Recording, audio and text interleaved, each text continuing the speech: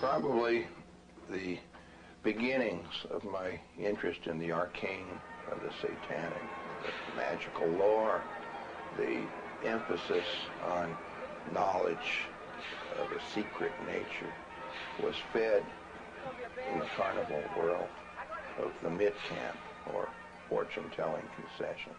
The fortune teller's stock and trade is the ability to take ordinary situations and turn them into mystical events. Cold reading is probably the standardized way of performing these miracles, at least mental miracles, and that is to give a person information about themselves based on little cues or retrieval cues that you see sort of watching for responses on their part to tell you whether you're correct or whether you're way off base. As long as you stay on the right track, then you eventually wind up reading them like a book, and they will in turn be like putty in your hands. Of course, most cold readers now, at least from what I've seen and what I've heard, don't admit even to be cold readers or actual professional fortune tellers that use gimmicks or applied psychology.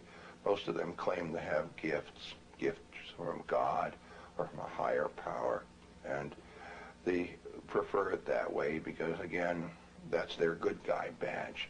They can't just say, well, I'm crafty enough, or I'm clever enough, or I'm talented perhaps enough to be able to pick up nuances about another's personality or personal life and feed back, amplify, expand upon those things in a convincing manner.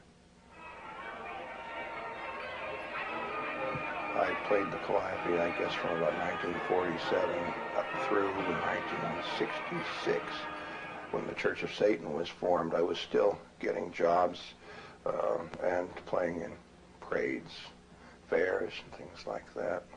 Other than Calliope, I played band organs and carousel organs, and they're basically the sort of thing you hear in amusement parks, and they used to have a keyboard that pulled out where you could play them manually, and some of them were actually intended to be played with all the sound effects, the bird whistles and the horse's hooves and the sleigh bells and the trolley gongs and everything, with a big row of brass pedals down at the bottom that you could push for the various effects.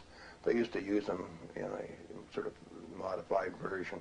They were called photo players in old silent movie theaters, and they couldn't afford a big Wurlitzer pipe organ or something like that. So they would get one of these smaller things, which was very much like a merry-go-round organ, but with a keyboard and able to be controlled by the player.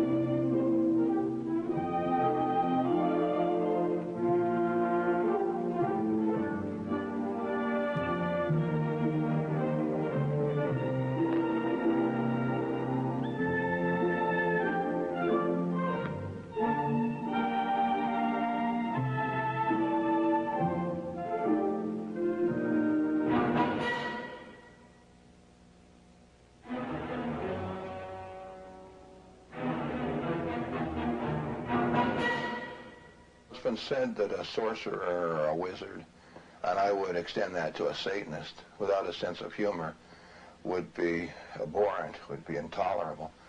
And I agree. And a sense of humor, a black sense of humor, is something that is an integrated part of Satanism. And if you can simplify or oversimplify this, it would dictate that you don't have to be told, but you automatically feel that the most sacred things to the herd or to the masses are often the things worthy of ridicule, or the things that are conversely